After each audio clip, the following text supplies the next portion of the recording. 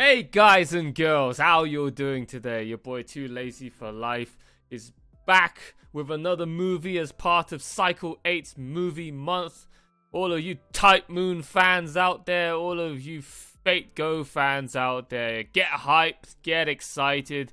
We're finally, after 9 months of nagging now about, when are we gonna watch Camelot? When are we gonna watch Camelot? Are you gonna check out Camelot Part 1? Yeah, when are you gonna watch Camelot Part 2? When's Camelot? I'll get round to it when Part 2 comes out on BDs, alright? And then we'll watch them both together back to back. Alright. When are you gonna watch Camelot? When are you gonna watch Camelot? When are you gonna watch Camelot Part 1 and Part 2? It's like everyone's just got goldfish memory, man. I mean, I don't even respond to these comments anymore. It's like people have to do it for me. Other people in my community have to be the ones responding to other people for me. And then I still find it's the same people asking me 3 weeks later, 1 month later, 2 months later down the line. So you're gonna check out Camelot yet? Well, here we are. We're finally gonna check out Camelot. Okay, it's been long overdue. I'm sorry, but hey, I don't want to watch one part and then have to wait half a year for another part. Okay, I'm going to do them back to back. So here we are. We're going to do them back to back because Camelot's finally out on BDs. All right, both parts. So it's going to be an interesting experience for me. Okay, based on what I've heard about Camelot. Okay, guys, so sit back and relax. Okay, your boy, finally, after all this time of you guys pestering me about Camelot, we're finally gonna go and visit Camelot. Okay, it's been probably one of the most highly recommended, highly requested, highly anticipated movies / series, okay, wanted on my YouTube channel and Patreon as much as Kara no Kyokai. Okay, I think I've been requested about Camelot when I was on Babylonia, like right as I was starting Babylonia. I think Camelot Part 1 was already out on BD, or at least Cam Rip, or Web Rip, or whatever. I could have checked it out then, but I decided not to. So yeah, it's been a very, very long overdue movie to go check out. But here we are, part of Cycle 8's movie month. Gonna finally go and dive into Singularity 6, am I right? So this one happened before Babylonia. So yeah, might end up, learning about stuff that was already mentioned in Babylonia. So we're going backwards now. So Camelot is Singularity 6. From what I know, Fujimaru and Mash are now gonna go to, well, obviously Camelot, which I heard is now in the middle of Jerusalem. That makes a whole lot of sense. And the main antagonist of this Singularity is none other than Artoria herself. Okay, Saber. But she's now a grown-up adult version of Saber, not the, like, kid Saber that we know from Fate Stay Night and Fate Zero. And for some reason, she's evil. I don't know how that is. I've never seen like Saber alter, yeah, sure, but I don't know anything about this brand new Saber that we're about to meet in these Camelot movies. But she's the one responsible for, killing everyone, and she's the Singularity's problem or some shit or something like that. Fujimaru needs to go back in time with Mash to go and fix this problem, just like they did go back in time into Babylonia to go fix Gilgamesh's problem. Okay, with the whole, goddesses and Tiamat and all of that shit. Okay, so, yeah. That's about all I know about Camelot.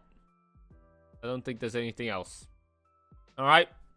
So, guys, without further ado, after all this long time of waiting, okay, all of you Fate Go fans, it's time to go and, travel to Camelot together with your boy Too Lazy for Life. So before we start, as always, disclaimer, this is a movie reaction, so if you're watching on YouTube, you better get that copy of your movie ready. I mean, I've said this a million times now. I'm sure most of my returning viewers already know the drill by now, but if you're brand new to this channel and you just clicked on this video expecting to get a whole load of footage with my reaction and you're on YouTube, big oof. Okay, no, YouTube does not like anime footage, and especially when it comes to anime movie footage, they are very, very merciless.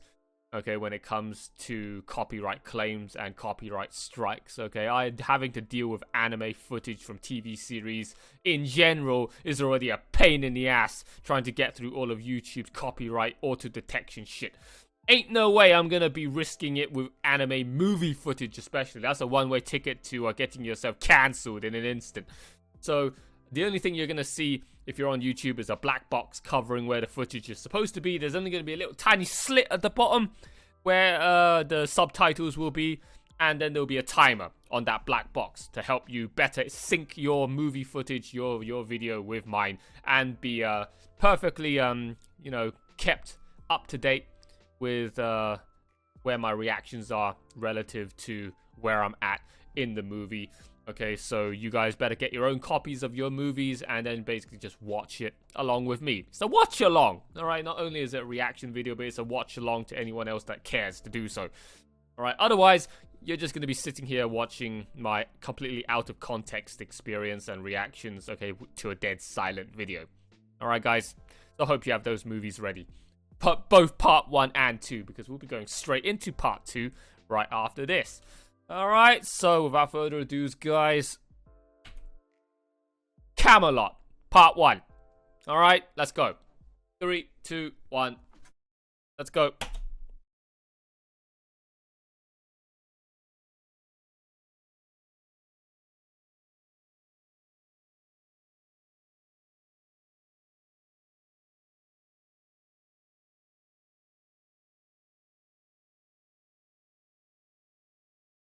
This will be an interesting experience because I've been told that Camelot Part 1 is an utter load of garbage.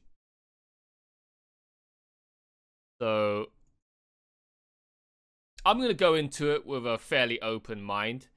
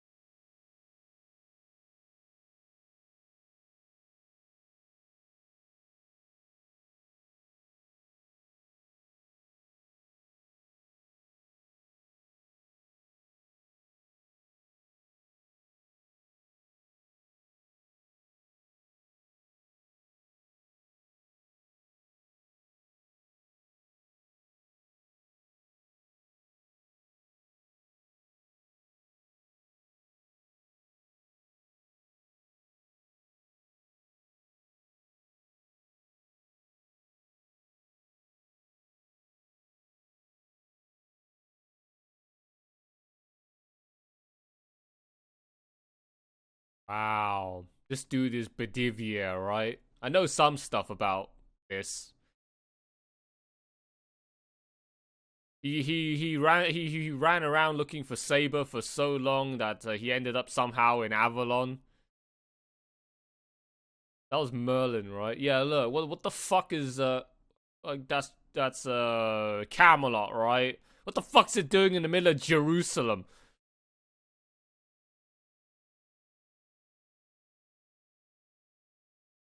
Wandering Agateram, whatever the fuck that means.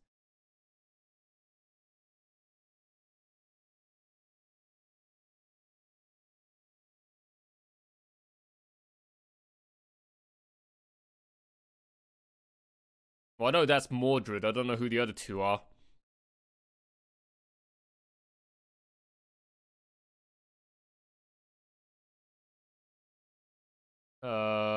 That's Lancelot.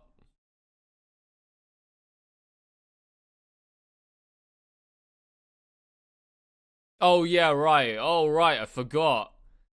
Fucking Con O'Deal does in this as well.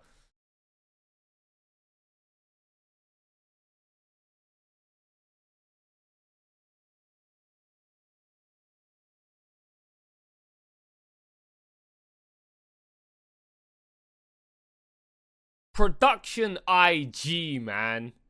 Huh? It's the studio. That's Studio Wit. How like what? Wow. I mean, it's a movie quality production. You're made by Studio Wit, which is basically fucking, well, I mean, Production IG is like the parent of Wit, right? But still, how could you make a film which, like, half the community says is absolute dog shit when it's the fucking creators of Attack on Titan?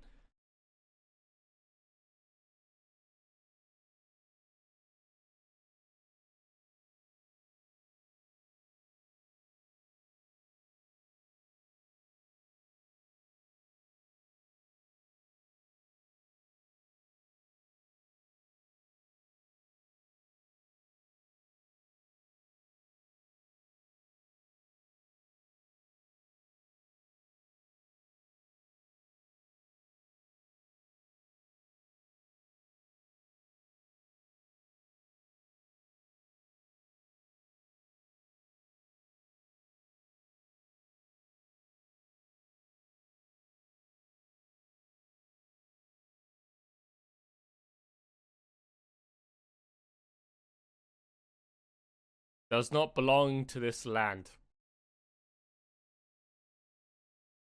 Why the heck is Da Vinci here? Huh? Are they gonna explain that? I thought she would just stay back in Chaldea, just doing absolutely nothing. I don't know anything about the mobile game, unfortunately.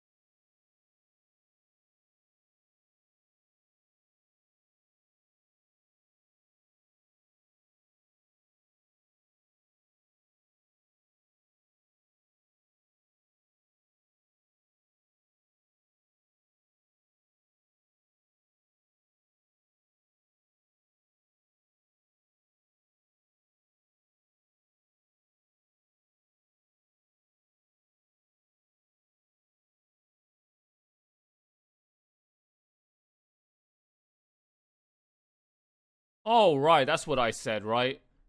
I said, Camelot sitting in the middle of Jerusalem. For some fucking reason, I thought Jerusalem was a. Wait, no, Jerusalem is a country, right? I was wondering how come it looks so weird, right? That the Camelot looking like fucking Minas Tirith there in the distance. But no, Camelot sitting right in the holy city. That explains all of these layers and layers of walls, because that is Jerusalem. I have no idea where my brain was going with that chain of thought.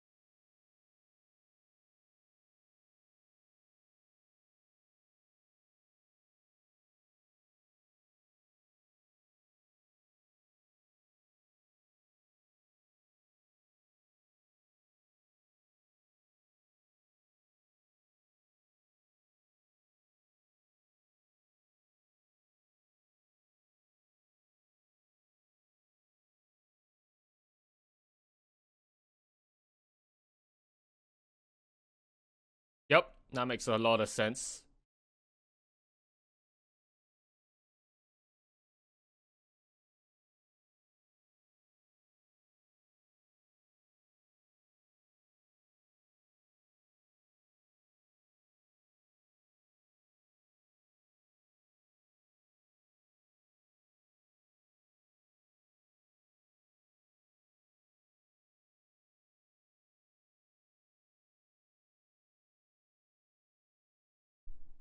Maya Sakamoto is also the voice actor of Da Vinci, right? I think somebody said that. Somebody told me something like that previously in the comments to the other Fate shows that I was watching.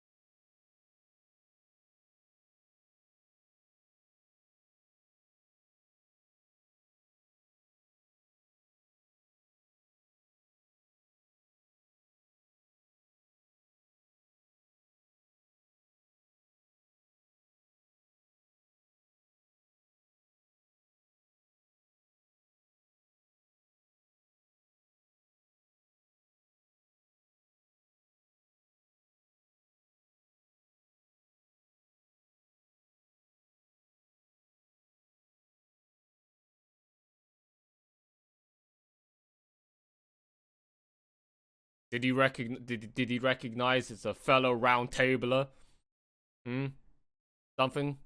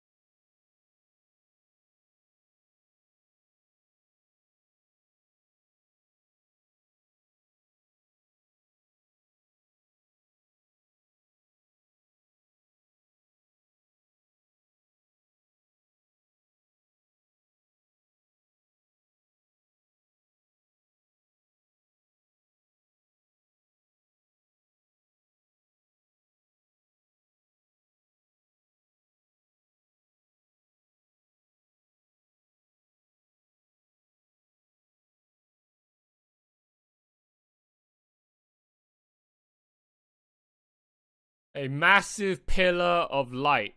Excalibur. The what? Is King Arthur just trying to annihilate everybody in the desert? Everyone that went through this holy selection thing to try and become a citizen never made it back out alive. All been promised false hopes and dreams.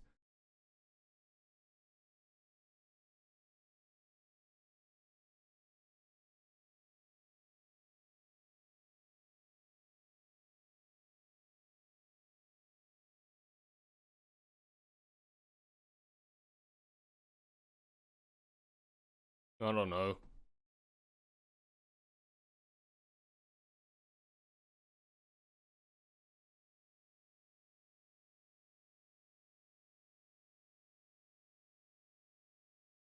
What would it take? What were the bets on Saber suddenly become Hitler in this singularity, trying to just wipe out all of the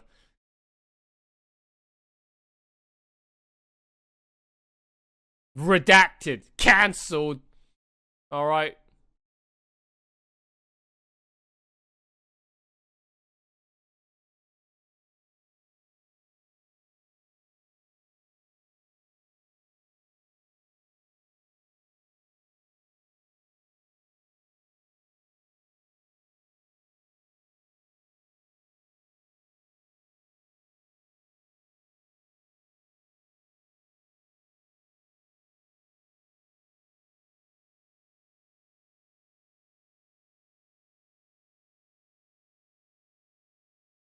Gawain.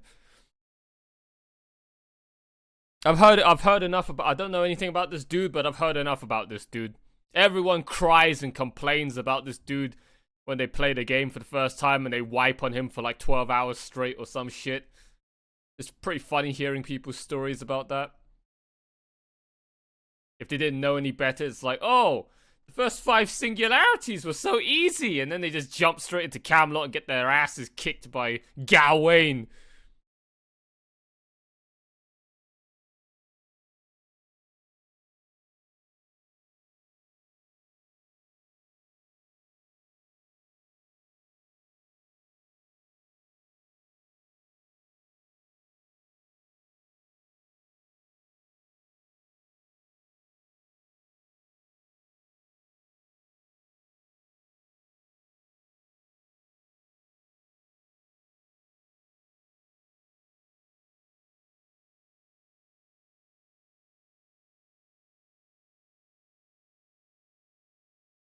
Damn, took the mum but not the child. Only 3. Everyone else.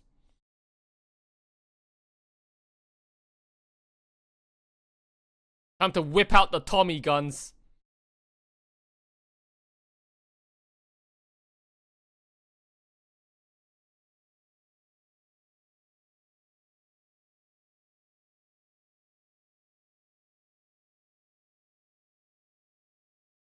Wow.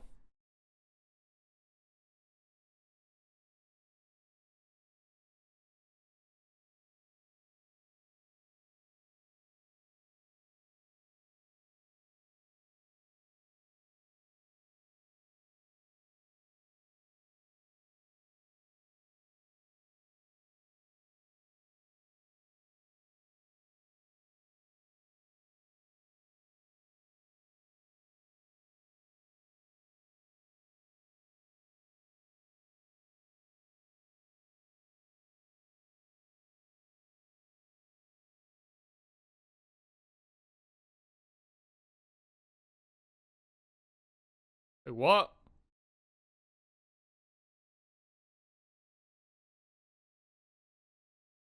Aw, damn.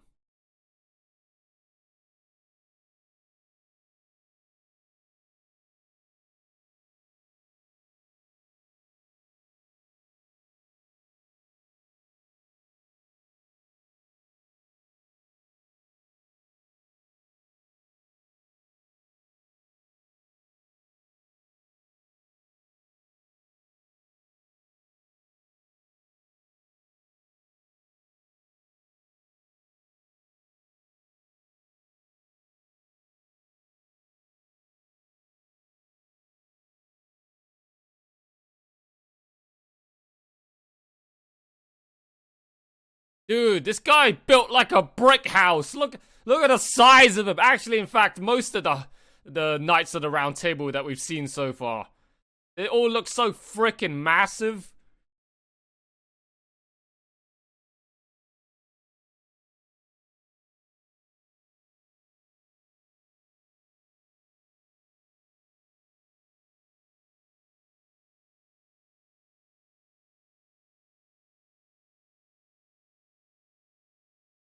So he's solar powered.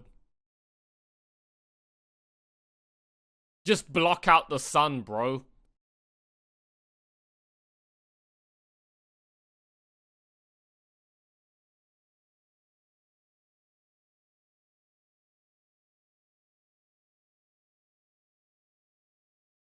And Da Vinci somehow... Da Vinci's got the fucking Infinity Gauntlet as well.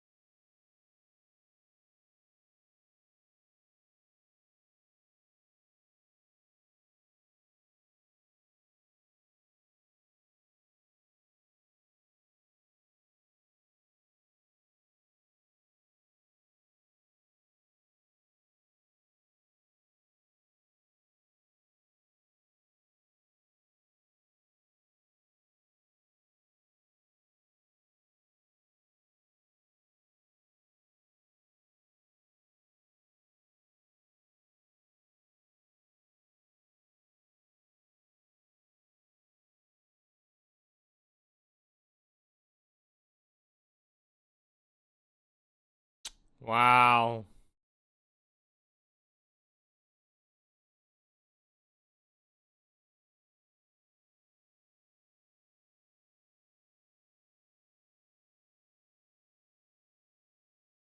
I mean, so far it's good.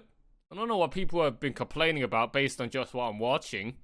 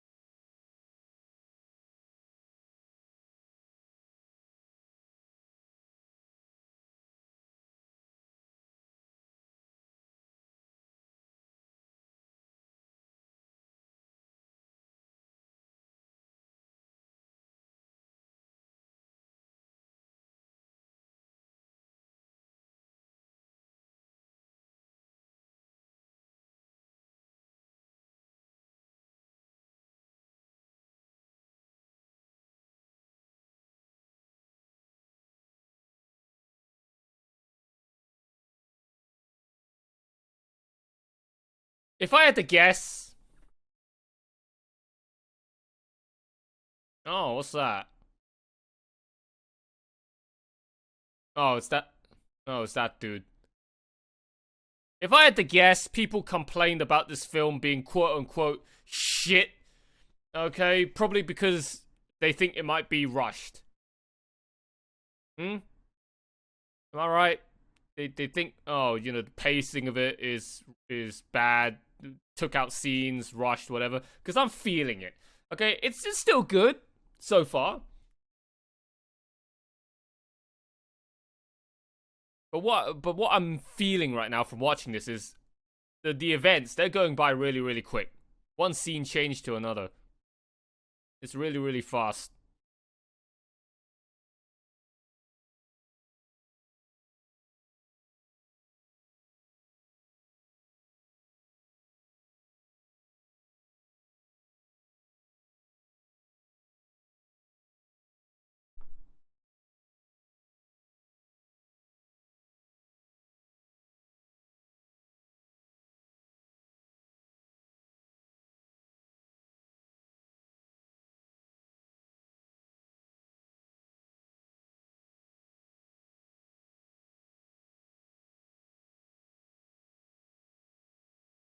The head actually looks pretty alright. Okay. But that particular shot though from the trailer looked absolutely fucking retarded. That doesn't look that bad.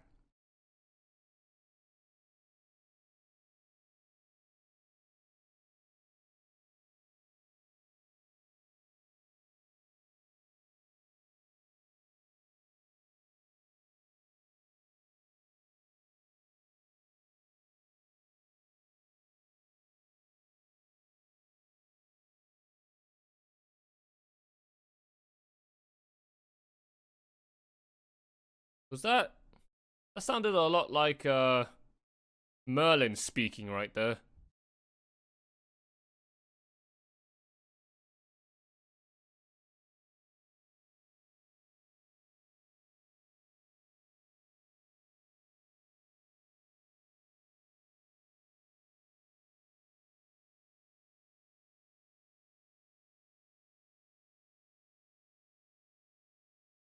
Tristan.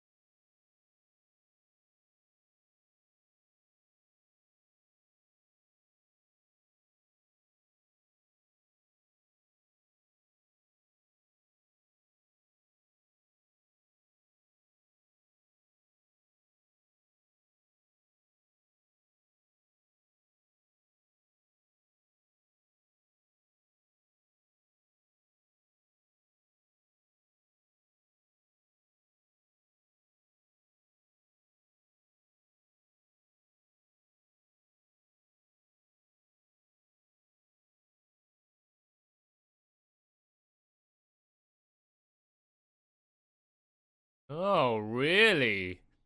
Lancelot? Berserker Kung?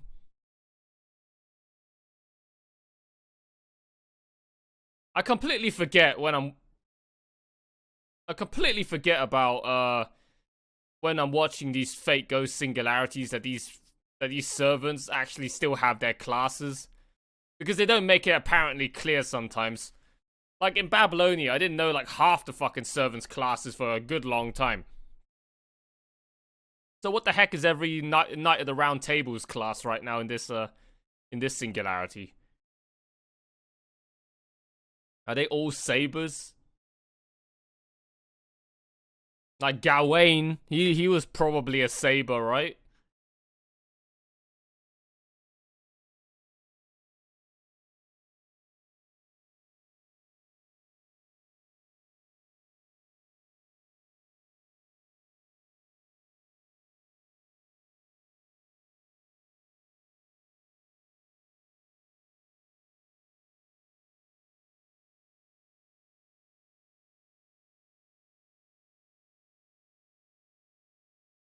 Wait, what? You're gonna go out already?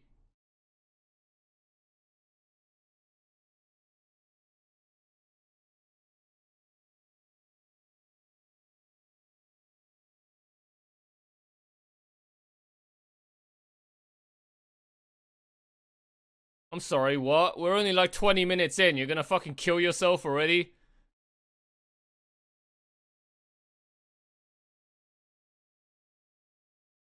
Well, it's not like she's gonna die. She's gonna go back to Chaldea.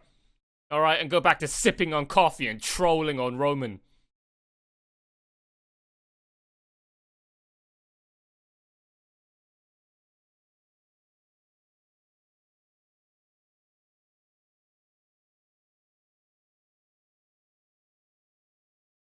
Banzai! Suicide bomber!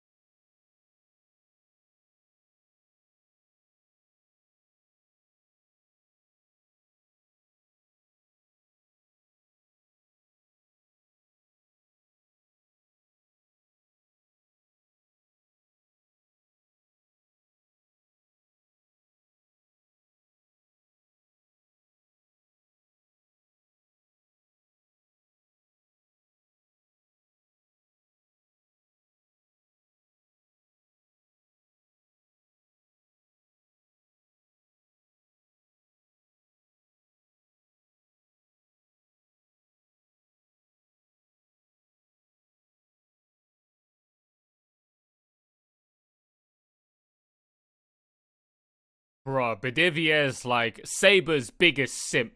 Imagine searching for her for an eternity to the point where you end up in Avalon, basically outside of the boundaries of time and space. That sounds a lot like somebody else that I know, huh?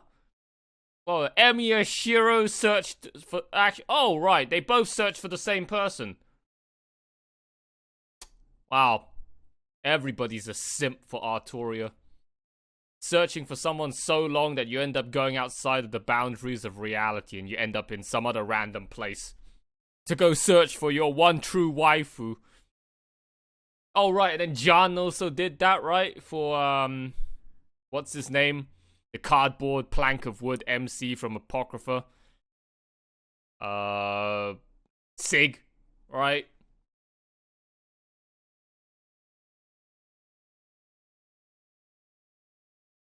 So of all of the candidates that made it to the holy selection, these are the only ones that remain.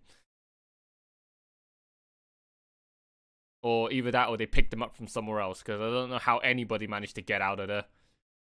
They all got roasted alive.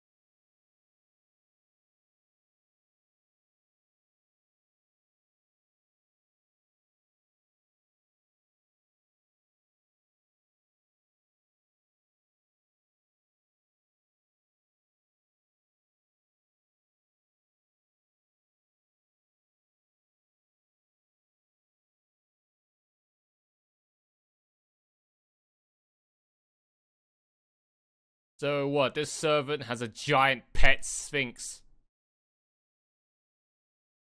Just look at the hair bob up and down as she walks away. It looks like it's just a giant blob. Holy shit, from the back there, it just looks like a giant freaking,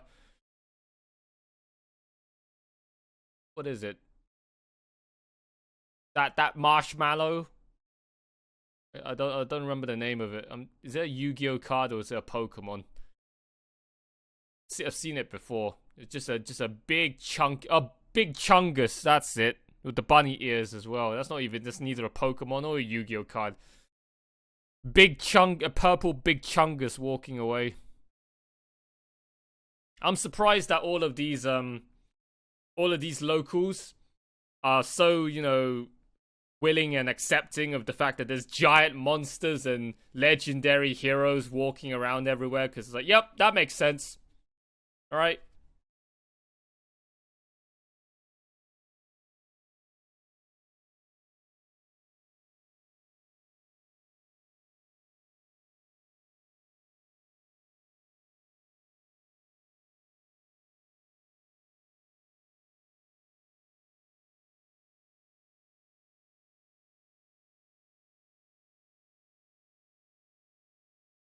Ramses.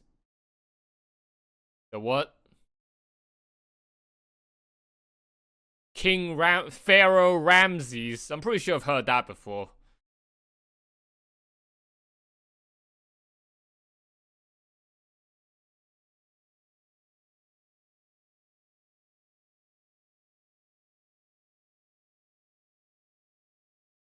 Was this dude before or after Gilgamesh?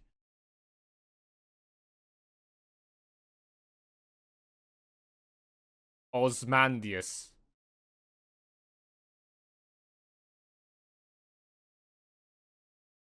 A power that rivals King Arthur. Sure about that? Conal Dioda.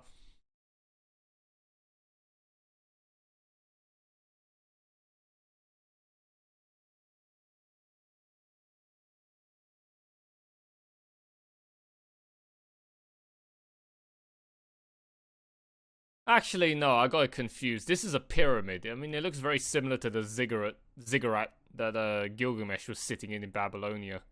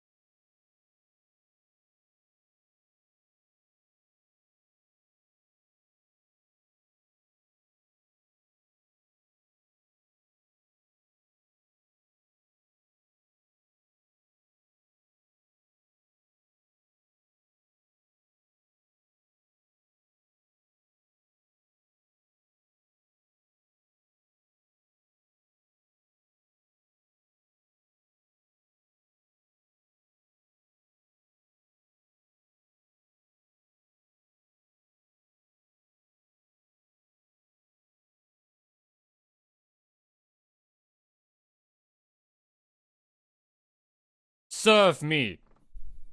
Live as my slaves and follow out a series of collection quests, fetch quests, and other side missions.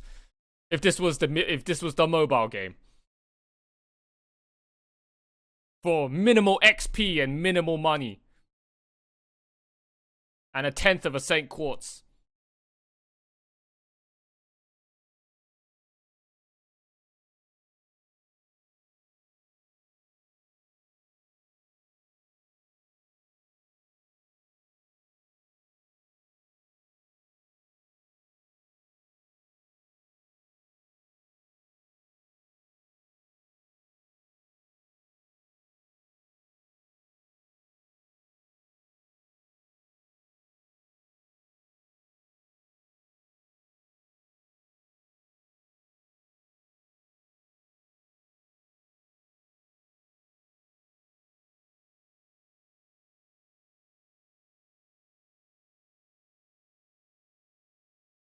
So that Nito Chris, right?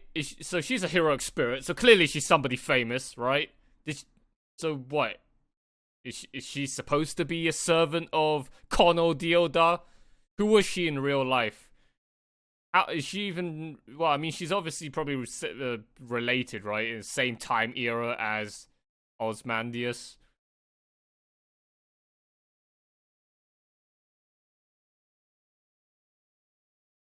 And now Fujimaru and Mash have to babysit this kid for the rest of the movie.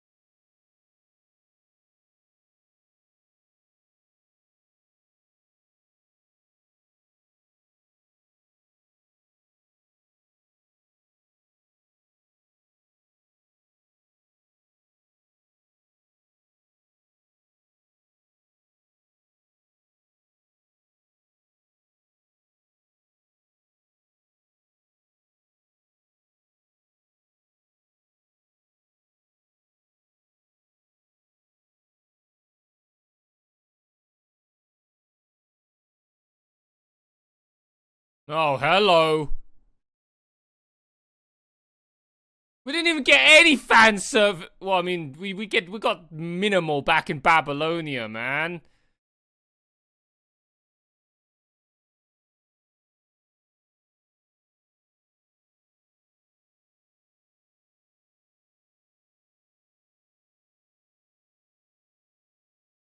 What the fuck? Hey, that I mean, she's flat as an ironing board that we already saw when we first met her. She's got no boobs. But hey, Mash, you could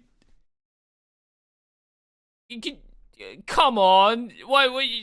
There's nothing. There's no lines there on her chest. Look, where's all the fucking detail? Hey, I've jacked off to enough Mash Rule 34 hentai to know that there's gotta be some bigger lines there on that chest. She's got a fucking massive pair of melons, man. A massive pair of melons.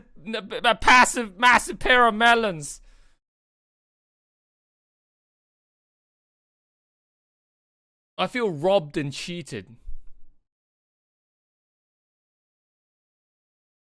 But that was it. Oh, I feel cheated. That was shit. That's not funny, bro. Oh, the visual quality was garbage. Not enough sexiness in that fucking bath scene for me to jack off to. And they completely discounted Mash's fucking chest. Oh, right. I've heard a lot of people complain, right? About, they took out something important, right? They took out a whole important scene. For a bath scene? Is that the bath scene?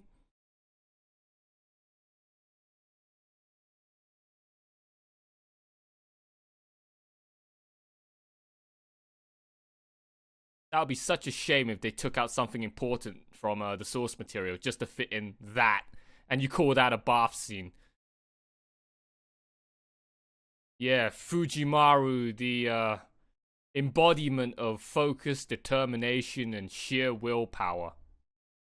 You got balls!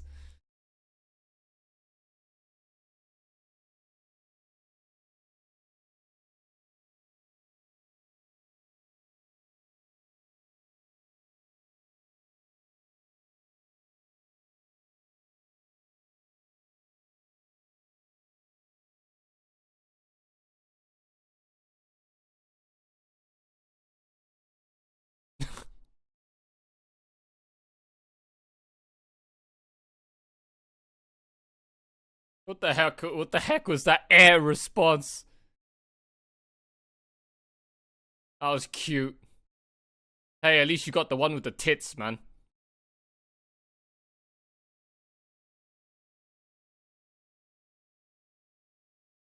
I'm ditching the kid on you. I hope you've got child support.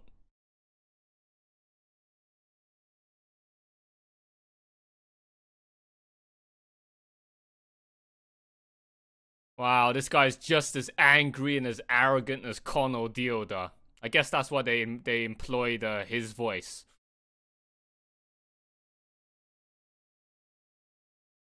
So who's this?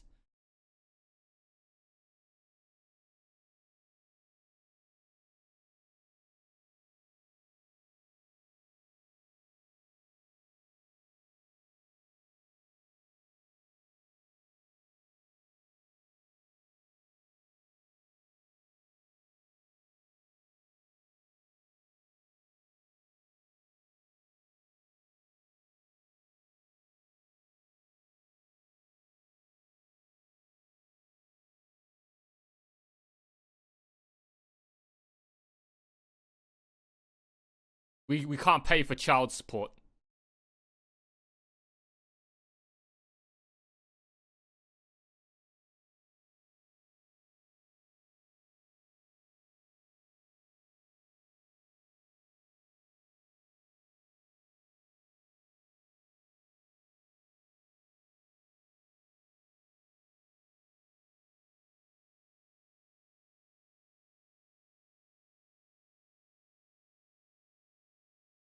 What a fucking heroic spirit lives in there. That looks like an ominous looking pendant.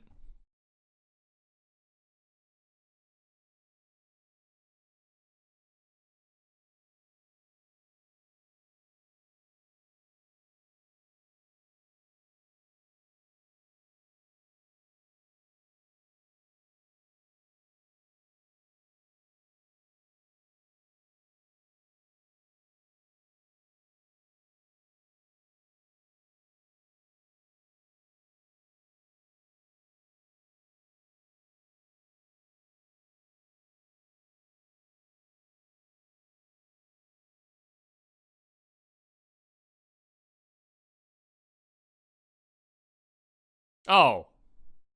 No wait, was it given? Yeah, no, the Arash guy threw that, right? Or at least that's what I thought it was.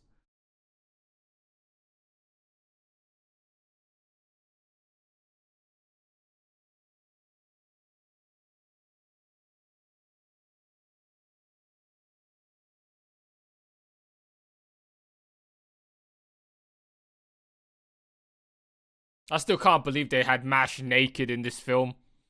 Uh they did something that not even Studio Cloverworks could go and fit in, squeeze in their 22 episodes of Babylonia.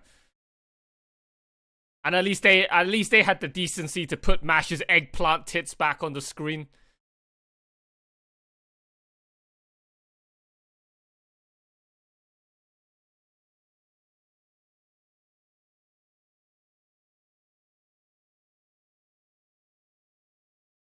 The only thing I don't like so far about this film is the fact that every character is just made of it was what I already complained about when I was watching the trailers, right? Like a year ago. Every character is just single color block fill. Where's the Sakuga? Where's the detail? Huh? Like, come on, production IG. You know how much Sakuga you guys put into Attack on Titan, and this is the most that you can afford for this fucking film? Fate, for fuck's sake. This is the amount of disrespect production IG's put into this film, man. Don't give a like. Hey, we only delve with Attack on Titan fans. We don't give a fuck about Fate. There's about 2 different colors, right, at most, on each part of these characters.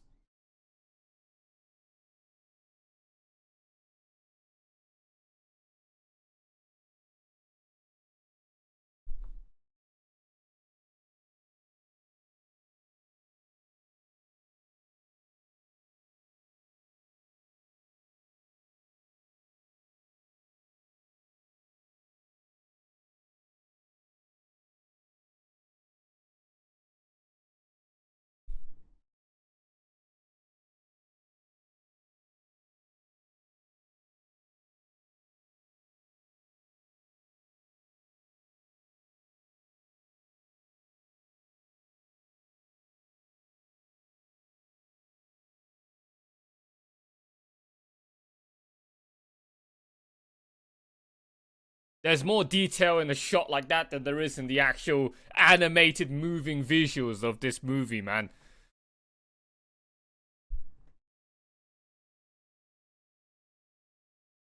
I mean, even the freaking, even the background scenery's got more Sakuga than the actual characters.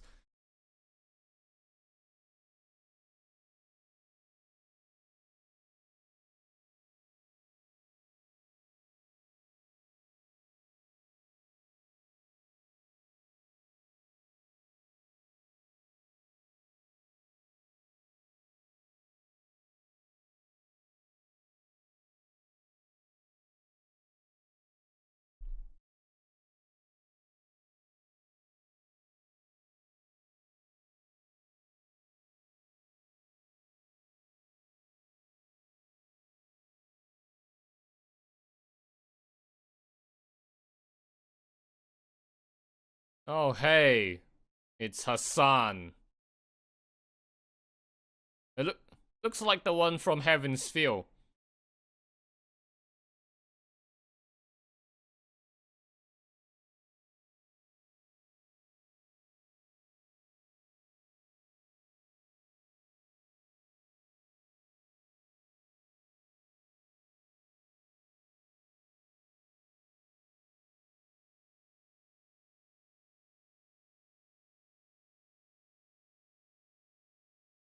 Oh yeah, Cursed Arm. It is the same dude from Heaven's Feel.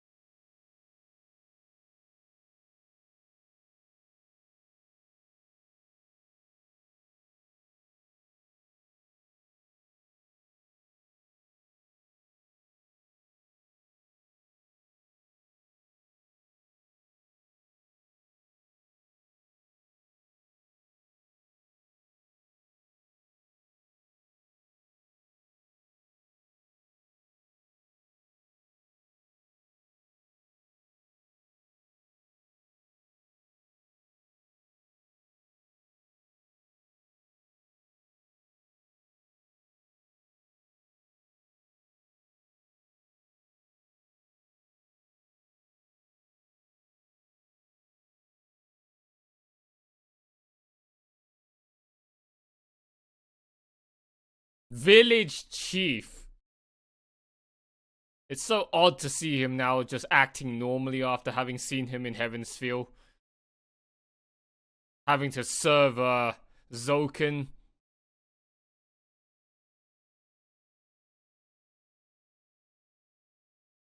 Oh, how nice of him. It's like, you know, all of his other shit he did that I watched previously didn't happen.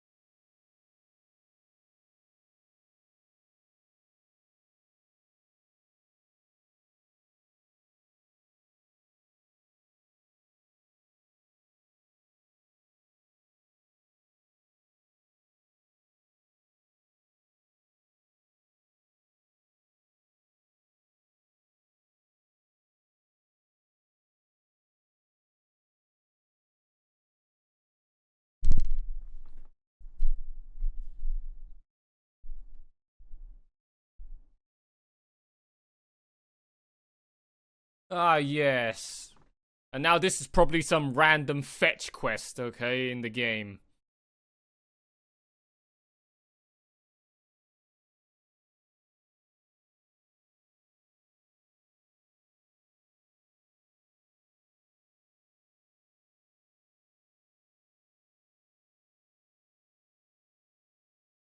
Oh, great. Another dude that's got clairvoyance. How many clairvoyance users have I met now so far? Like, everybody's got it. Everyone's got the hacks mode of seeing 10,000 steps ahead in a game of chess.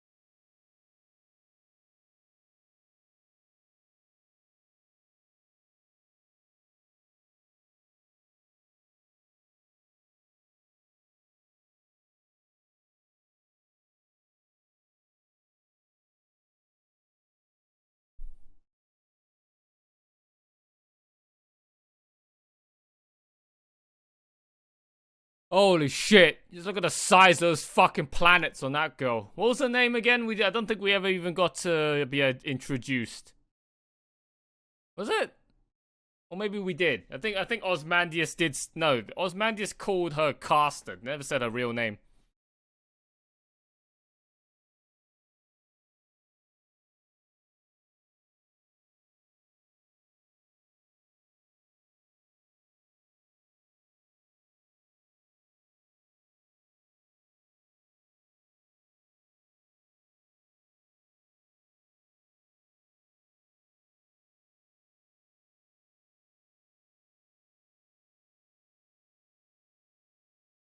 Azrael? Isn't that a demon? Or is that Azazel? I think I.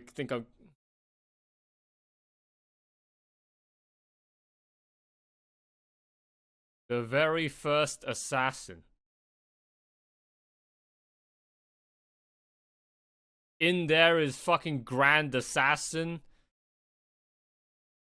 Oh.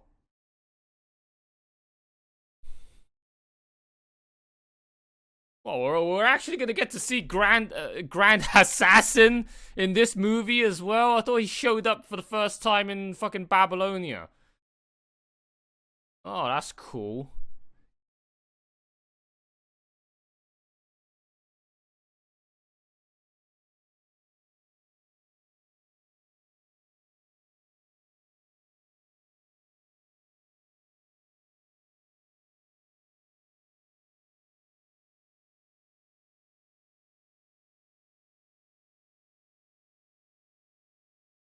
Oh wow, how the tables have turned. And now Hassan of the Cursed Arm is a good guy.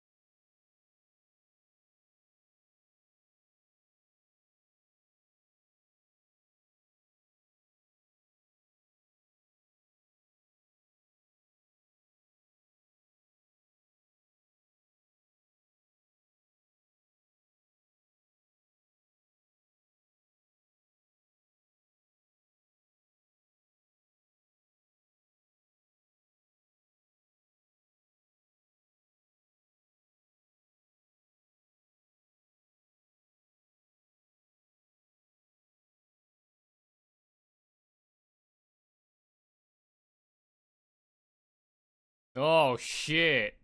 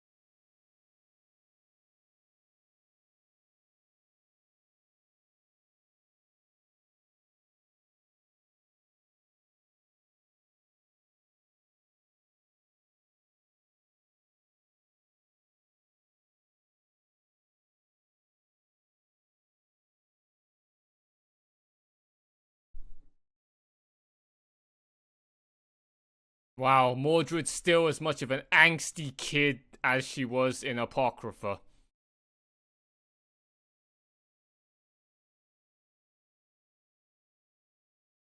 Damn. That's a big oof right there.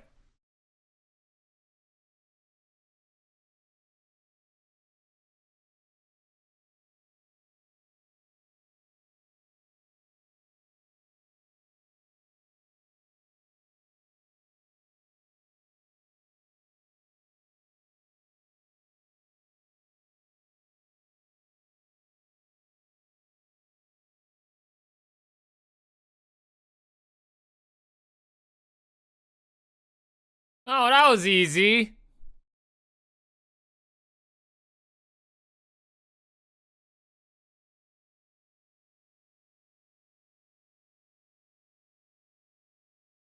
Oh!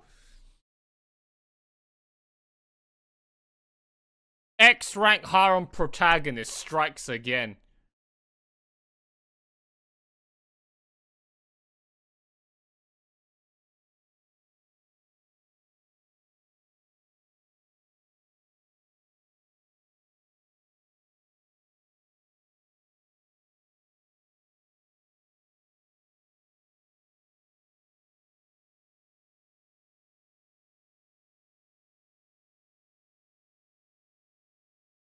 Have we ever seen it? We've never seen a Hassan without the skull mask on.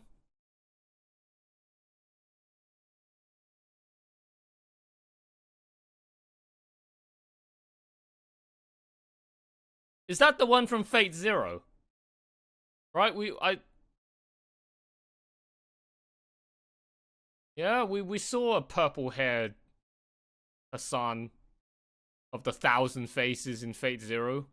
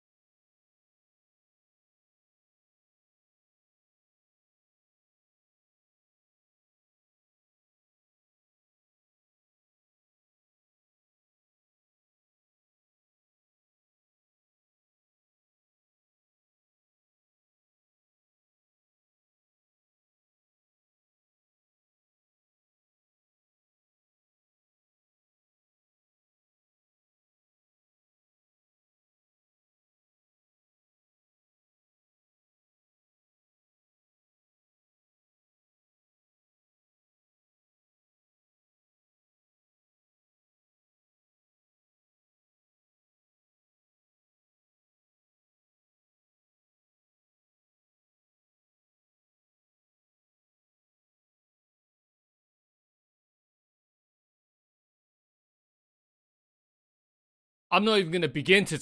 I'm not even gonna start to try and pronounce that. All right. It looks Chinese. If I had to take a guess.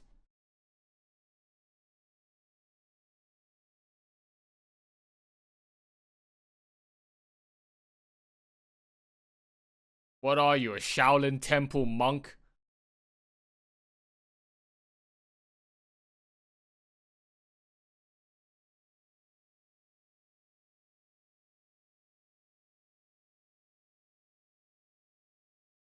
I don't.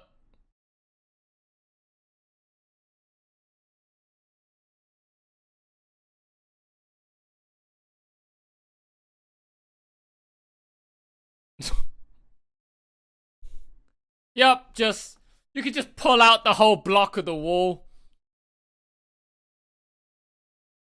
The concrete in between each block is like, am I a joke to you?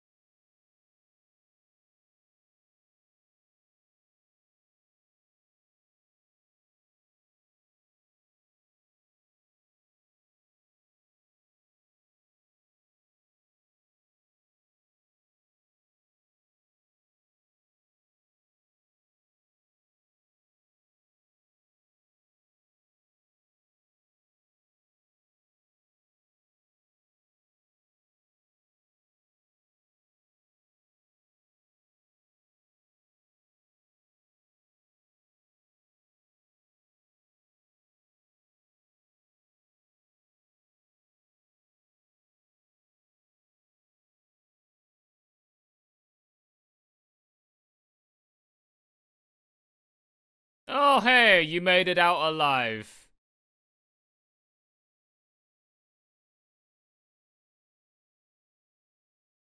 What happened to Mordred? I'm sure she's still alive. Too stubborn and angry to die.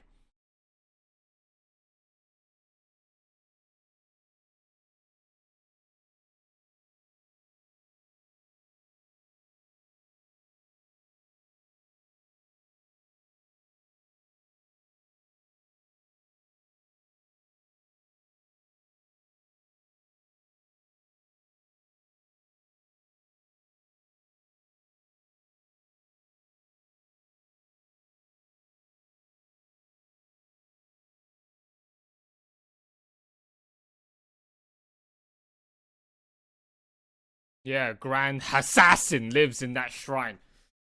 I'm sure even if they found out, that would have been a very, very bad day for whoever's going to decide to walk in there.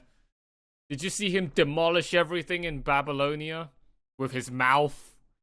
Doesn't even need to use weapons, he just uses his own mouth.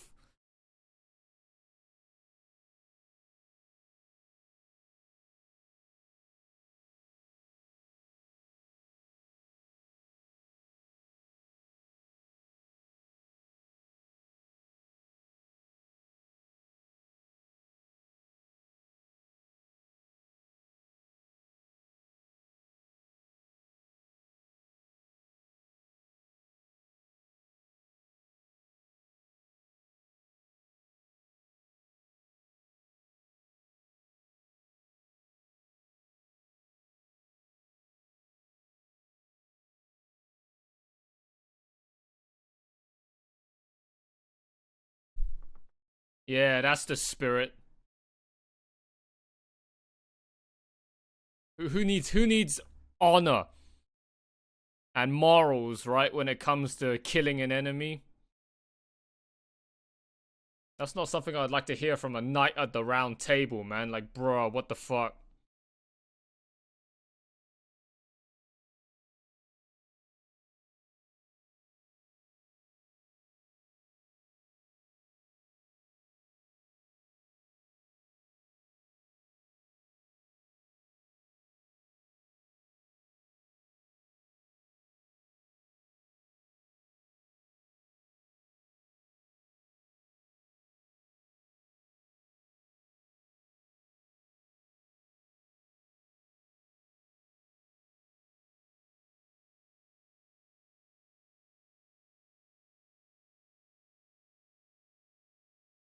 Well, that's pretty busted.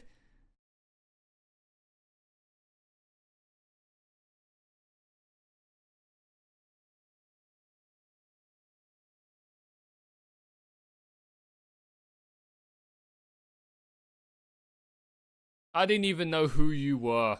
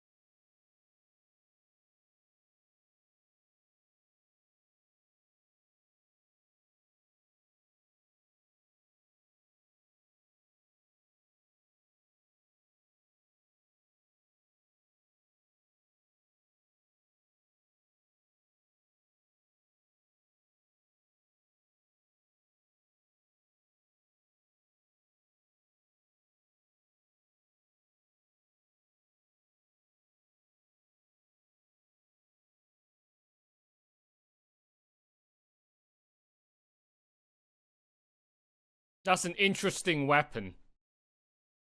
Huh? I don't even know how it works. Is it actually firing out projectiles? He just plucks the string and then suddenly a magical bullet appears right in front of the target. Either that or it's going really, really fast. You can't even see the lines.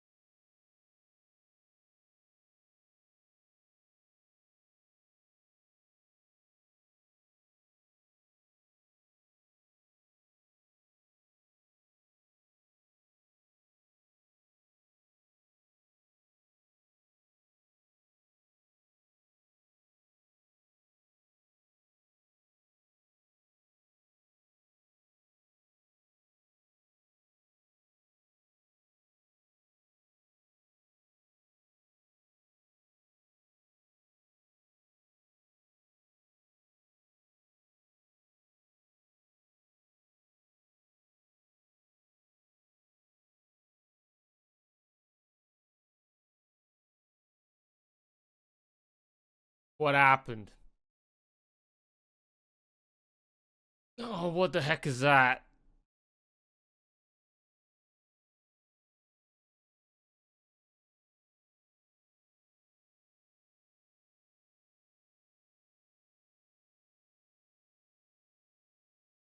Oh.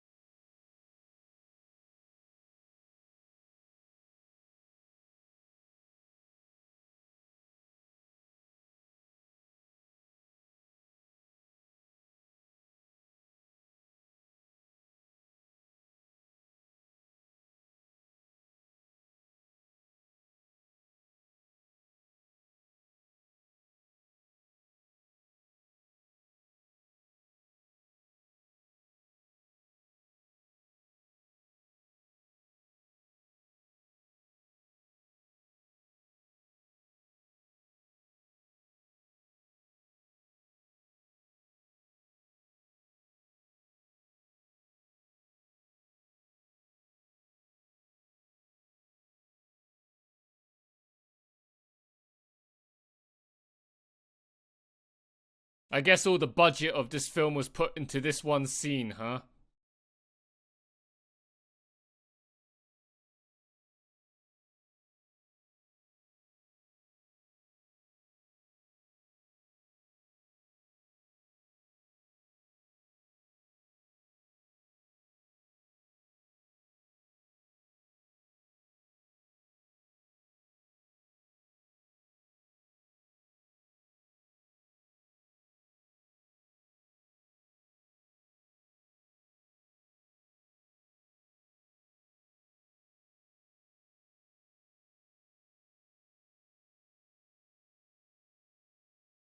That Rongo Miniad is huge. Way bigger than the one I saw from Lord El Meloy's case files, man.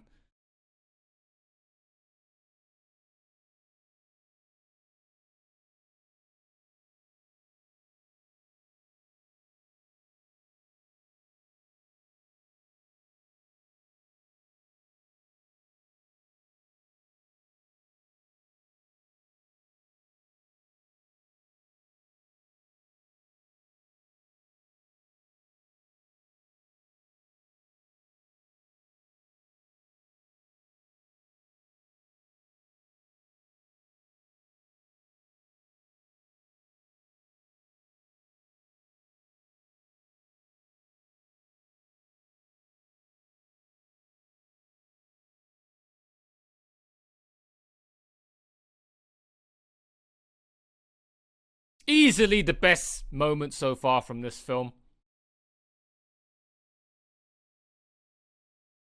I might have to watch that scene again later. Oh, that was such a good scene, bro.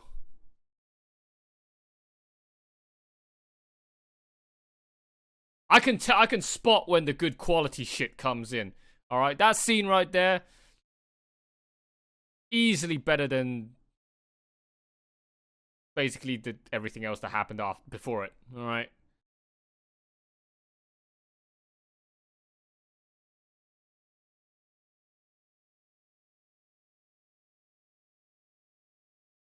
The heck happened to the ground?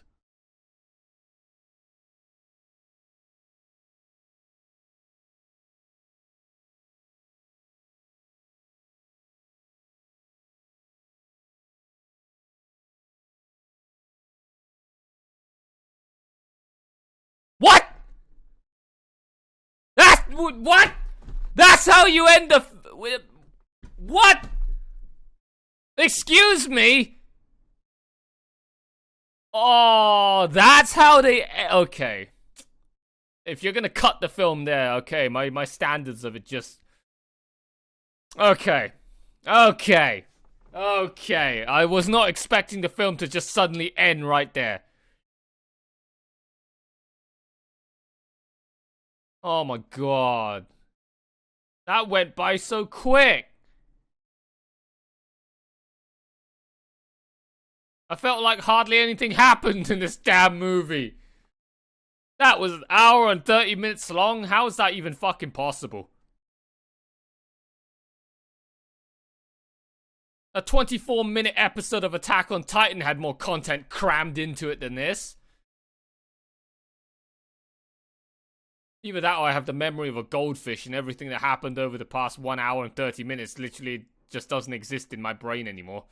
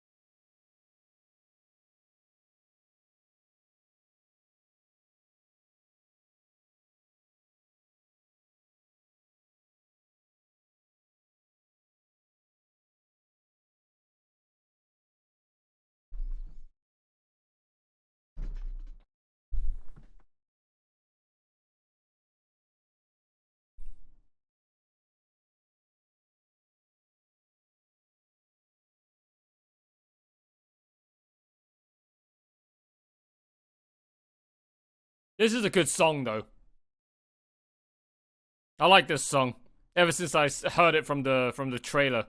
When I reacted to the trailer. Maya Sakamoto knows how to make some damn good songs. Or at least sing them good songs.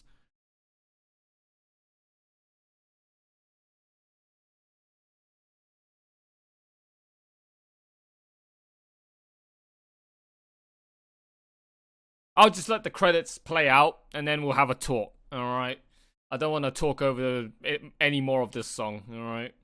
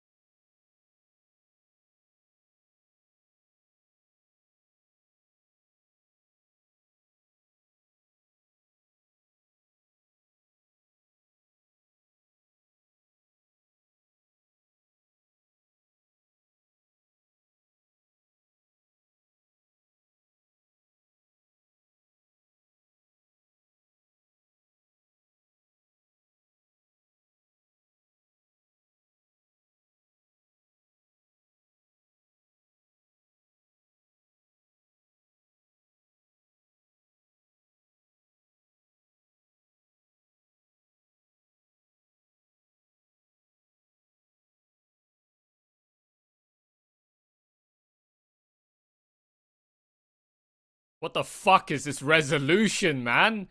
Is this like... unpolished and, you know, still semi-incomplete raw footage of these scenes for part 2 before they were made fully ready for the theaters and BDs. Holy shit, that looks terrible. Paladin Agateram. Spring 2021. Yeah, I don't think so.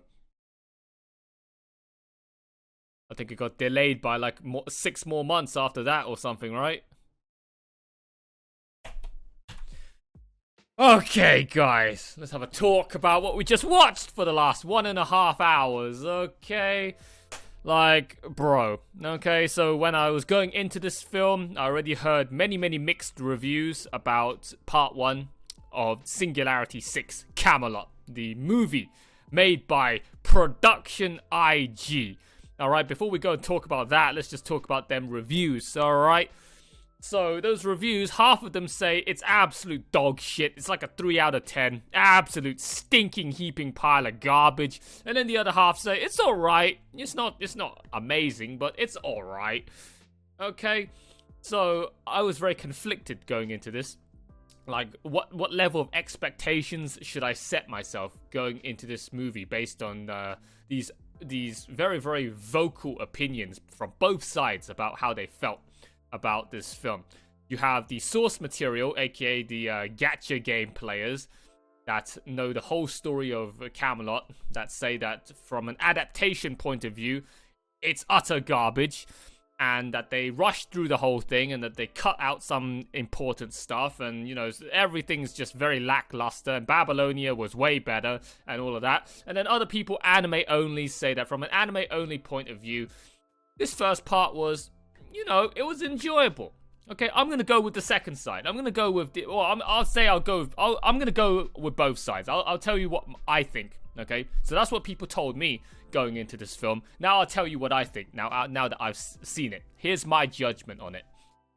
From an anime only perspective, okay, even though I don't know anything about the source material, I can sympathize, I can understand and see why the source material fans would say that this adaptation was pretty lackluster, because even though I don't know anything about Camelot and any of the lore, the story behind this singularity, just watching it from an anime only point of view from this movie for the first time, I could tell that the scenes were very like in quick succession. They were going through those scenes at lightning speed. It's like the first 3 episodes of Sword Art Online Season 1 when they were just blitzing through Aincrad at the speed of light, okay, with just no pause, no breather in between for you to just sit back for a minute and self-reflect and just digest what the fuck's going on. They're just blitzing through, they're trying to speed run, complete this singularity as fast as possible in these 1.5 hours. Alright, so I could tell from the moment the movie started and Fujimaru and Mash got dumped into this singularity in the middle of the desert in Jerusalem, they were just going through all the different scenes, like one after another, as fast as possible. 20 minutes in, Da Vinci's gone. Another like 10 more minutes in, they've already gone through a holy selection, and another 100,000 people are dead. And then another 10 minutes in, they've already made it to another village, and another 10 minutes in, they've already now in the mountains with Hassan and Arash and all of these other guys. And then next thing you know, in the blink of an eye, there's a giant Rongo Miniad tactical nuke coming down on the city, and then Arash goes and blows himself up, or goes and sacrifices himself with his final arrow. All right, it's like the whole thing just went by so quick. There's just no, I wouldn't call it filler, I wouldn't call it padding. It's just like the pacing of it is just, I would say it's pretty bad. Okay, not gonna lie, it's pretty bad. Like, you can, like, I know it's pretty bad because I've got enough experience having watched, I don't think Fate fans want to hear it, but Attack on Titan. Attack on Titan in a 24-minute episode can somehow manage to pace the way in which that episode was produced so well that half the time, I think that, like, it's been 45 minutes, if not longer, worth of content that I've gone by with the amount of shit that they had to shove in my brain. The amount of stuff I had to digest in those 24 minutes made it felt like an eternity. Okay? That's what good pacing is. You're giving people their money's worth. You're giving people their time's worth. In a 90-minute long film, You can shove in so much content and pace it out so well, even though if the scene only lasts like 10 seconds, the amount of stuff you can cram into it, meaningful stuff, and pace it out so well, you can trick people and have them falsely perceive that it's been more time than it has been. That's what you call value. That's what you call bang for your buck. You pay for 90 minutes worth of footage and enjoyment and entertainment and screen time. You got tricked into believing that you've been sitting there for 2.5 hours. That's good shit when you're able, when an adaptation, when a production of something is able to give you that level of experience. Now, the opposite is what this movie is, all right? And what many other shit mediocre animes and their episodes have been for me, all right? And then I end up going roasting them and ranting them on it, all right? The opposite effect is when you have a certain given period of time worth of entertainment to please your audience, and then you end up tricking them and making them falsely perceive that the thing went by way faster than it had been, and not in a good way. If it went by really, really fast and it was so epic and you were so glued to your seat and your eyes glued to the screen, okay, for the whole thing to the point where time flew by so quick, sure, you could say that's a good thing. But when the film like this literally felt like it was over in half an hour, even though it's 90 minutes long, and I felt like I barely retained anything that happened in this film, and I literally didn't know what the fuck was going on half the time, and pretty much the only lasting memory, the only lasting impression I have ingrained in my mind right now from the last 90 minutes of watching this film was Arash's Noble Phantasm Stellar. That was the only, like, pretty damn awesome, like, I was in awe. I barely spoke during that scene. We'll go into that scene a little bit more in detail later, but that scene was just the highlight of the whole film for me. Everything else did not stand out.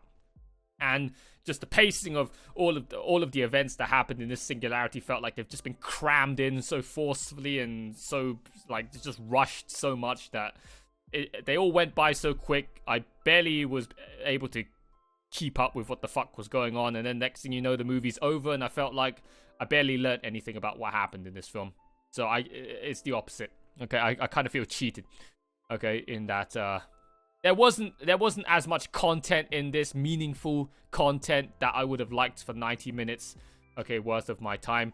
So from the mobile game player's perspective, yeah, I can see why they would complain that this movie is bad. It's that it's rushed, and apparently they skipped out some scenes, right? Yeah, I heard that they cut out a pretty damn important moment in this movie just to put in some kind of bath scene. That's what I was told before going into this movie.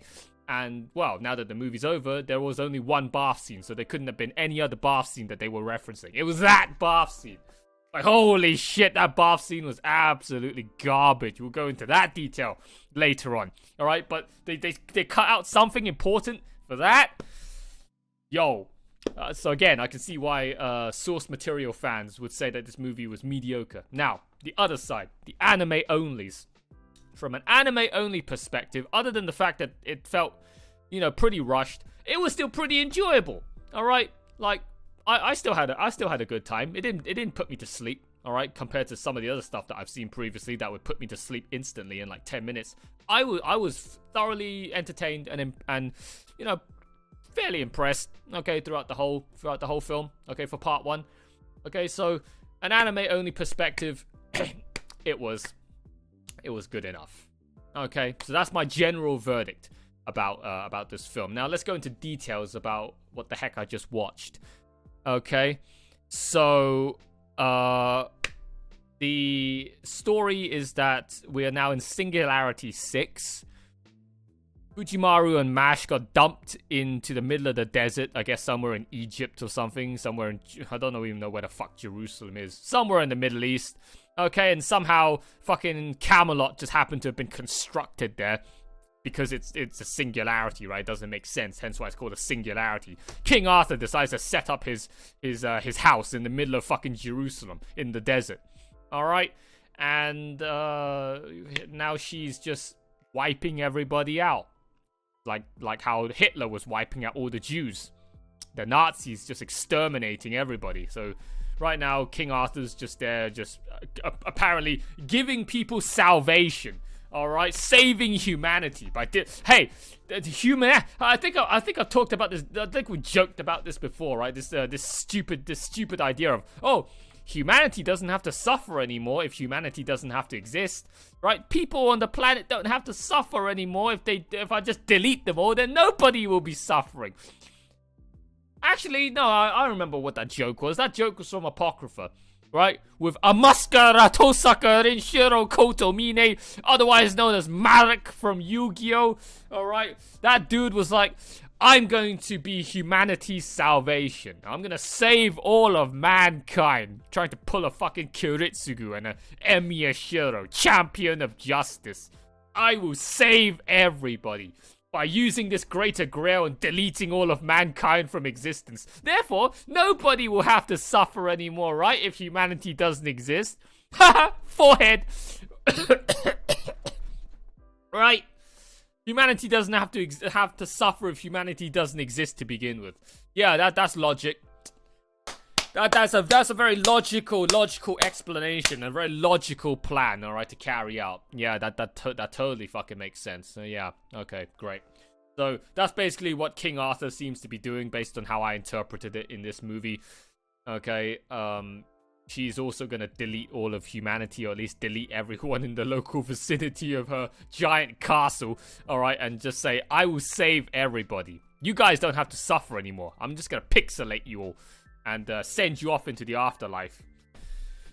So, yeah. So, Saber's just going around, as we saw in the film. There's just giant potholes everywhere in the desert, where, now that we learn how that happened, she's just launching Rongo Minya tactical nukes down on every single city and turning them into giant craters. Alright? So, she's just going around deleting everybody, and now Fujimaru and Mash have come to stop her. I will have to also find out why she's doing it. And also Bedivia, who is now just wandering for all eternity, trying to search for his queen, simping over her real hard.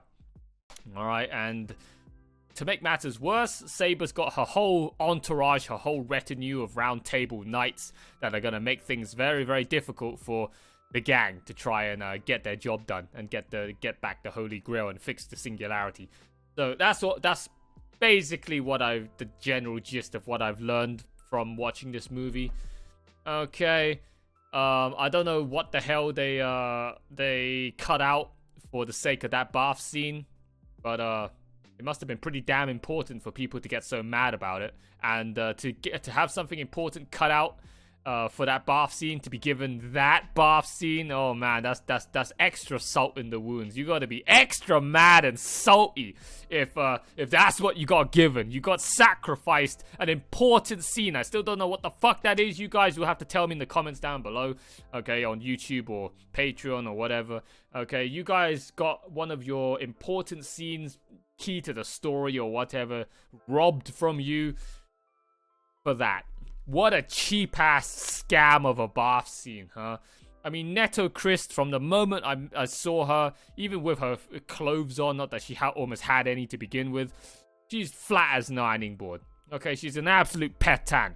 Okay, so seeing her naked, typical naked Egyptian lady. Okay, like I've seen a few already before, previously in some other shows. Okay, but then again, Egyptian women back then were already half naked, so who the fuck cares? So that's not very special. But Mash was fucking fully naked, man. The only time I've ever seen Mash naked was in fucking Rule 34 hentai fan art for me to jack off to online. You know, I haven't seen Mash naked in a TV series. Like, we had like barely any fan service back in Babylonia. Alright, so to get to see Mash naked in this film, oh man, but then horribly drawn. Okay, Mash has like a fucking pair of E and F cup mega milkers, man, tucked away, fucking just packed away underneath her spandex bodysuit. But in that scene, they didn't even have the courtesy to draw her cleavage. Did you see that? Like, her front part of her chest was absolutely devoid of all life and detail. It was just a flat as fuck ironing board. All right, it's like that one meme scene that I saw on YouTube, right? Of the Dean Stay Night right? The Fate route of Fate Stay Night. And Shiro was trying to talk to Saber while she was in the bath, and then Saber decides to walk out from the bath, and fucking Studio Dean didn't even have the courtesy to draw Saber's chest. So she walks out, and you could clearly see her whole fucking fully exposed chest, but there was nothing drawn on it. It looked so fucking weird.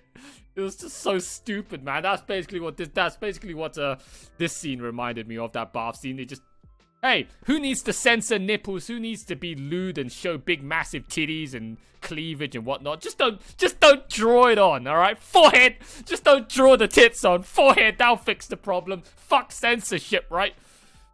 Okay, that's about as stupid as Saber's plan of, oh, just save all of humanity? Okay, we'll just delete all of humanity. Forehead, so fucking simple. Forehead, all right? So that was an absolute disappointment. Okay, that bath scene. I didn't even get a semi from watching that. I was flaccid with disappointment. So that was problem number one I had with the film. Okay. Another problem was production IG. Huh? The guys that are responsible for the creation of the Attack on Titan anime, huh? The creators of Attack on Titan with the insane levels of sakuga and animation and gorgeous visuals and everything else. That's the best you could pull off? I feel like they didn't give a shit. Did production IG want to do this, or did the anime committee just threw it in their face and was like, right, you're responsible for Camelot Part 1 and 2. Get on with it. I don't care what you want to say about it. You don't have a say about it. Just get on with it. Alright? Because that was garbage, alright, from a relative standpoint to what I know production IG is capable of, or Studio Wit is capable of.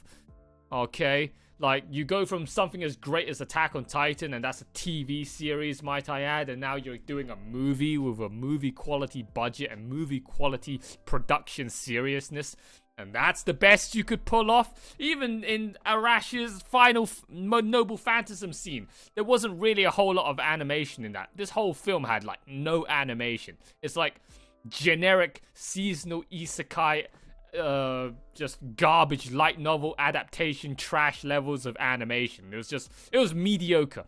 All right, it fits the bill. It does the job, but nothing really stood out to me as grand and amazing in terms of the animation.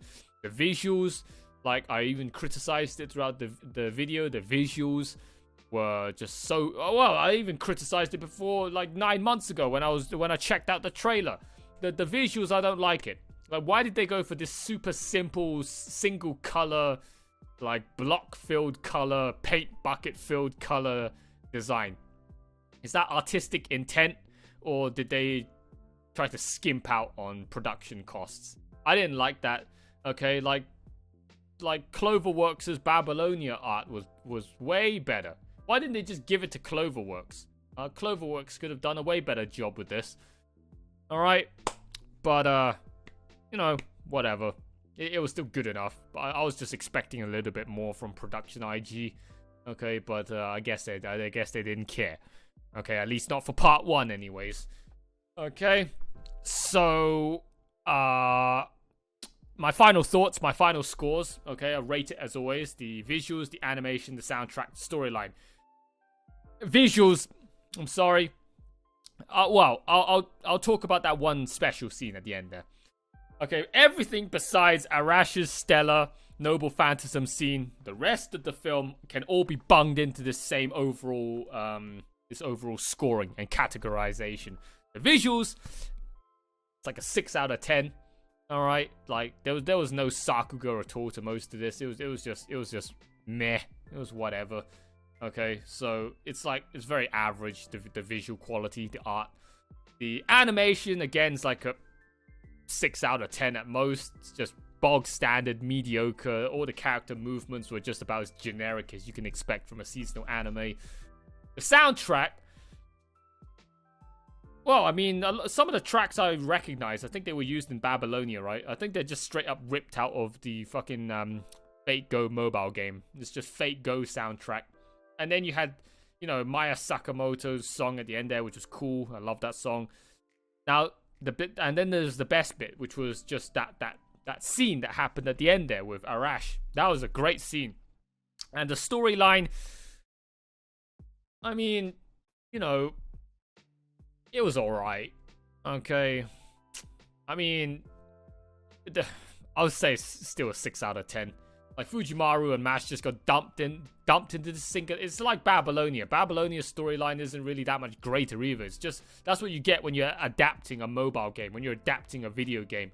It just turns out to be, character gets dumped into this position, has a problem to solve, and then just has to go through all of these fetch quests and search quests and boss fight quests and all these other quests that you'd find in a JRPG or whatever game that they adapted it from, and you're just adapting all of the missions, all of the quests into anime form, which sometimes just doesn't work. Alright, when you're just making the character go back and forth between the quest giver and the destination to complete said quest every single episode, just doing a bunch of side quests, alright, but watching somebody do it in an animated form, in an anime series. That's the main gripe I've had so far with watching Fate Grand Order ever since I started Fate Grand Order. Okay, it's just the fact that the story lacks a bit of substance at the in the grand scheme of things, because purely it was adapted from a fucking video game. Okay, so yeah, story, it's alright. Okay, so overall, I would say that this film, the general score I'll give this film is like a 6 out of 10. Okay, it's like a C+ at best. It's not the greatest thing I've ever seen. Okay, but it was alright. I would say I got more or less my money's worth for 90 minutes. Okay, it's not like I got cheated out of it significantly. And, you know, it left me very bitter and salty that I wasted 90 minutes of my life. It was good. It was good enough. Now, the one scene that I want to talk about specifically that definitely captivated me was that last scene. Alright, Arash and his stellar, get it? His stellar noble phantasm scene. Yeah, it was stellar, alright? Absolutely magnificent. That scene was amazing. Alright, that scene was literally the highlight of the whole film, and I'm sure many other people would agree. Alright, that scene was great. Okay, that scene was amazing. Okay, so yeah, the whole like choir music singing in the background, and you see the Rongo Miniad slowly descending down to the town like a meteor, and Arash single-handedly popping it and disintegrating it, and then it cuts to the fucking end credits. Man, what a cliffhanger. Holy shit. I wonder how you guys felt about that when you saw it for the first time. I definitely was like, what the fuck? Talk about an abrupt cut in a movie, man. Holy shit. That was an absolutely disgusting cliffhanger. But Arash gets the award, okay, from me for this movie for just the greatest scene.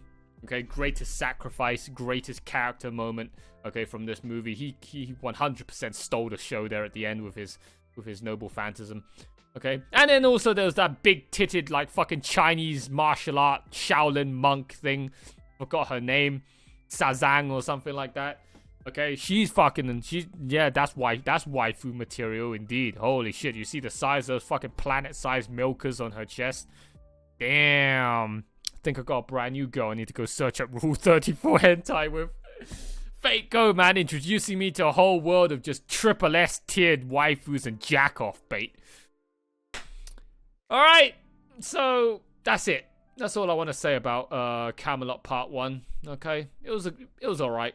Now we're going to go into Camelot Part 2 and see what all the hype is about, because apparently Camelot Part 2 is way better than Part 1 by a significant margin. And everyone says that Camelot Part 2 is where it gets good. Alright, so I'm intrigued to find out, okay? Well, we're watching these movies back to back, so I'm going straight on to Part 2 right after this. Okay, guys, so that is it for this video. That is it for Camelot Part 1's reaction. A long-awaited, overdue request that we're finally going to get round to completing for this anime channel, for the Too Lazy for Life network. Okay, guys, so hope you've enjoyed the reaction, alright? Like, comment, subscribe if you're brand new to the channel, if you haven't done so already. If you've just found this channel for the first time searching for Fate Go Camelot reactions, join the community, guys. Like, comment, and most importantly, subscribe to the channel, alright? You can also join the Discord where there's many fake gacha addicts in there already for you guys to mingle with and make friends with and just have a jolly old good time with. All right, link is given in the video description and in the pinned comment down below. Go join the Discord server. I very much appreciate it. And then you can also join my Patreon if you also want to unlock all the full uncut and edited reactions that you not find anywhere else, and also get 1 week early access ahead of the YouTube crowd.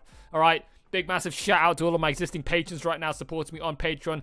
Bigger massive shout outs to the Sloth Troopers, Tomato and Eden's Musketeer. And also to the Supreme Sloth supporter, King of the Hill, Zozo. Thank you so much, mate. You're an absolute freaking legend for signing up to the maximum dollar subscription tier, the Supreme tier.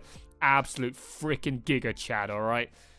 So, guys, that is it. Okay, that is the end of part 1. Part 1's over. Alright, part 2 now. I'm gonna move on to part 2. Not for this video. You wish. I'm not gonna just start part 2 and suddenly make this a 4-hour long recording. No. I'm gonna go part 2 some other time, guys. Alright, so that is it for this video. Hope you guys have enjoyed it. And I'll see you guys all next time for my reaction to Camelot part 2. Paladin Agateram, or whatever the fuck that's supposed to mean. Some edgy 500 IQ title, which makes absolutely no sense. Or at least not to me anyways, as an anime only. Alright, so until then, guys, that is it from your boy Too Lazy for Life. Hope you've enjoyed the video. Bye for now!